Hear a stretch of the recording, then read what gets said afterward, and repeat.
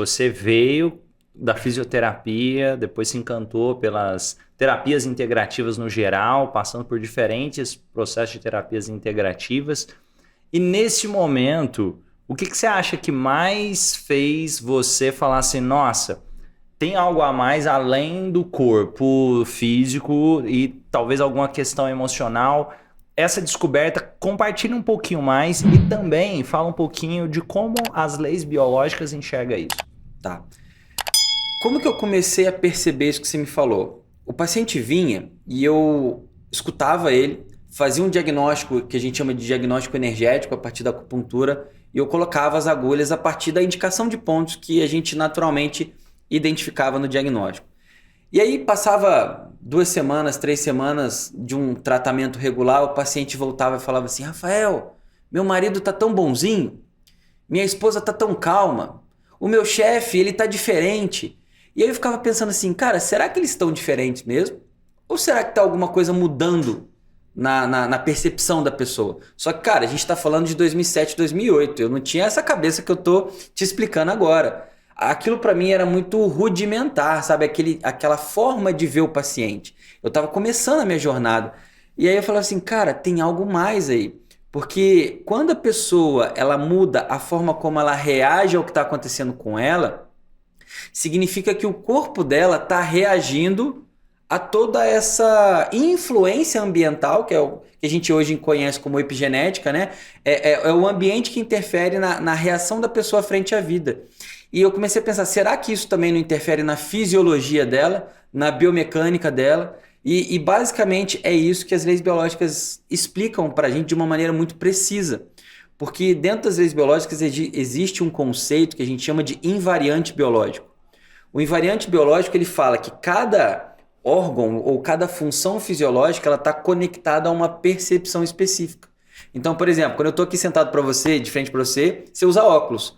Então, o simples fato de você usar óculos já me mostra possíveis conflitos que você já viveu na sua história. Senão, você não estava usando óculos. E eu só preciso, se caso você fosse no consultório, encaixar isso na sua história. Onde que esse sintoma, a resposta fisiológica do seu corpo para apresentar esse sintoma se encaixa na sua história. Entendeu? E ali eu comecei a ver que tinha algo mais, que nós somos uma bagagem de memória e a nossa percepção, que é o quê? Que a lente através do qual a gente enxerga a nossa vida é exatamente a forma como a gente reage às situações da nossa vida. E os nossos sintomas vêm disso. Então, por exemplo, quando um paciente hoje me procura, ele vem com uma dificuldade, ele vem com uma queixa, ele vem com algo da vida dele que não está funcionando. E a partir desse sintoma específico, eu consigo saber exatamente qual é o conflito que ele está vivendo. E por que você acha que, por exemplo, colocando aqui assim, quando se pensa em psicologia mais tradicional, tem tanto preconceito com as leis biológicas ou alguns tipos de terapias ou psicólogos ou a medicina ainda tem tanto preconceito contra as leis biológicas em alguns casos, na sua opinião? Fala um pouco. Cara, eu não sei se é por uma questão, vou chamar de territorial, né? Por exemplo, eu sou fisioterapeuta. Então hoje eu tenho pacientes que me procuram para tratar uma ansiedade, que é uma questão mais mental, uma questão mais emocional, que teoricamente seria da área da própria psicologia, né? Mas o que acontece? Eu não atendo psicologia, eu atendo esse aspecto comportamental do paciente a partir dessa temática biológica, que é diferente da temática psicológica. Por exemplo, eu ensino isso até muito para os meus alunos. Existe uma camada que é psicológica e uma camada que é biológica. E o que é a camada biológica? Ela está sempre ligada à nossa noção de sobrevivência. Por exemplo, chega um paciente no consultório e fala assim: Rafael, eu tentei fazer um projeto da minha vida dar certo e eu estou frustrado. Na natureza não existe frustração. Você não vê o leão frustrado porque ele correu atrás da zebra e a zebra fugiu. Então, a frustração é uma condição humana.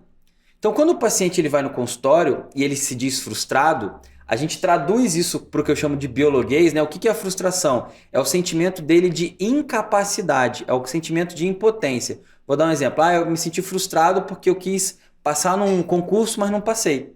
Eu já estou tentando há 3 anos e não consigo, e eu estou frustrado com isso. O que o paciente ali está querendo dizer é que ele não se sente capaz de passar no exame. E por ele não ter sido capaz de passar no exame durante 3 anos consecutivos, ele começa a questionar: será que eu sou bom nisso? Será que eu tenho valor o suficiente para poder passar no exame? Isso é uma visão mais biológica. Então eu vou ver quais são as impotências intelectuais que ele traz, que vem da história dele, que faz com que ele tenha esse tipo de sentimento, tá? E por que eu estou falando isso? Porque, por exemplo, eu tenho hoje vários psicólogos que mandam pacientes para mim para a gente trabalhar em conjunto. Porque a terapia das leis biológicas, ela funciona até numa dinâmica diferente. Por exemplo, eu não vejo meu paciente toda semana como um psicólogo tradicional vê. Eu vejo meu paciente às vezes a cada 2 meses. Então como que a gente pode trabalhar de forma integrada? O psicólogo ele trabalha a partir da ferramenta ou da especialização que ele tem e a gente trabalha em cima dessa camada de sobrevivência, sabe? Então o que acontece? Quando a gente trabalha aqui nessa camada de sobrevivência, é como se eu ajudasse o psicólogo a fazer o trabalho dele, a acessar as informações do paciente de forma mais rápida e vice-versa. Porque o paciente, quando chega para mim, se ele já tem um nível de consciência do que ele está vivendo, eu consigo acessar de forma muito mais rápida essas memórias de sobrevivência que ele traz, entendeu? E, por exemplo, o que você acredita? Porque, por exemplo, trazer essas memórias de sobrevivência pode trazer de benefício para a vida de uma pessoa passando por esse processo de ressignificação dessas memórias? Porque o nível de sobrevivência, ele impede você de muitas vezes de dar um passo que a sua consciência deseja. Vou dar um exemplo prático que fica fácil de entender. Esses dias eu recebi no consultório uma pessoa que chegou assim para mim: Rafael, eu tenho 30 anos e eu não sei o que eu quero da vida. Eu tenho várias ideias e eu não consigo colocá-las em práticas. Eu sei que eu tenho que fazer, mas eu não consigo tomar as decisões necessárias. Beleza. O paciente chega assim pra gente. O que eu achei na história dela, Romani? A mãe dela estava grávida dela e teve um descolamento de placenta. O que é um descolamento de placenta para uma mulher que está grávida? É um risco de perder aquele bebê, é um risco de morte daquele bebê, correto? E aí o que ela ouviu do médico? Você tem que ter repouso absoluto, senão você vai perder a sua filha.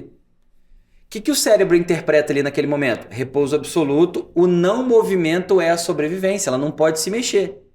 Aquela estratégia, ela funciona quando aquela pessoa está grávida. Só que depois que a criança nasce, quando ela cresce, aquela estratégia não funciona mais. Só que qual é a memória que ela trazia desde a gestação dela? Você não pode se mexer. Então ela era uma mulher adulta, ela tinha várias ideias, vários projetos, ela sabia o que tinha que fazer, mas ela não conseguia se movimentar em direção aos projetos dela. Por quê? Porque ela estava presa àquela estratégia de sobrevivência da gestação. Isso é a percepção dela. Ela traz essa percepção e ela não sabe que vem da gestação. Então, quando a gente identifica isso, existe uma técnica, né? Existem técnicas onde você ressignifica essa memória. Vou trazer uma forma simples de explicar, né? Como se fosse assim: olha, lá atrás, quando a sua mãe estava grávida de você, ela teve um descolamento de placenta e a partir disso ela teve muito medo de te perder e você, enquanto bebê ali, você teve medo de morrer. Você estava, mesmo que você não lembre, você tinha consciência daquilo tudo. Só que agora você tem 30 anos, você não é mais aquela criança, você já nasceu, você pode se movimentar, não tem perigo. É como se naquele momento você desarmasse o mecanismo de proteção que esse cérebro tem para que ela se permitisse agora fazer um movimento que ela até conscientemente sabe que tem que fazer, mas pela noção de sobrevivência dela, ela não conseguia fazer, entendeu? E até interessante que dá para explicar isso. Por exemplo, se tiver alguém que é da psicologia, linkando com alguns conceitos da própria psicanálise. Como assim? Questões inconscientes que podem estar acontecendo ali. E tem uma frase do Jung que diz: até você se tornar consciente, o inconsciente vai controlar a sua vida, você vai chamar isso de destino.